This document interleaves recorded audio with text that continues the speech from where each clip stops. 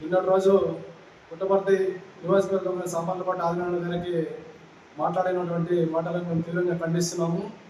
ఆదినారాయణ గారు, మీకు తెలియదేమో, జగన్మోహన్ రెడ్డి గారు దళితుల కోసం ఎన్ని చేసినటువంటిది ఒకసారి మీరు తెలుసుకోవాలి. రాష్ట్రంలో ఎన్నడూ లేని విధంగా 2019లో వైఎస్ఆర్ కాంగ్రెస్ పార్టీ అధికారంలోకి వస్తే దళితులకి పెద్దపీట వేసినటువంటి ఘనత ఒక మా వైఎస్ జగన్మోహన్ రెడ్డి గారికి దక్కుతుంది. దేశంలో ఏ రాష్ట్రంలో కూడా దళితులకి మొట్టమొదటిసారిగా హోంమంత్రి పదవి ఇచ్చినటువంటి ఘనత ఒక జగన్మోహన్ రెడ్డి గారికి దక్కుతుంది. సామర్లకోట ఆదినారాయణ గారు, మీరు దీన్ని మీరు గుర్తుంచుకోవాలి. మీ కూటమి ప్రభుత్వం అధికారంలోకి వచ్చి దళితులను ఏ విధంగా హింసించారో మీకు తెలియదా? మీరు చూడలేదా?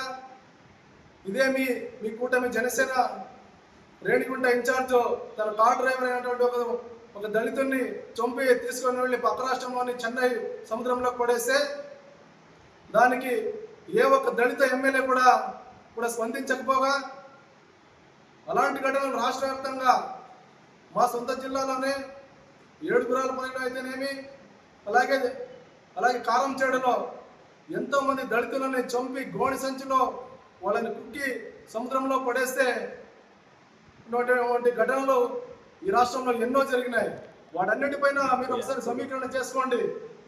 మీ గౌరవ ముఖ్యమంత్రి నారా చంద్రబాబు నాయుడు గారు ఎవరైనా ఇలా ఎస్సీలుగా పుట్టాలని ఎంత ఎస్సీ కులాన్ని ఎంత అవహేళన చేసినటువంటి సందర్భం మీకు తెలియదా?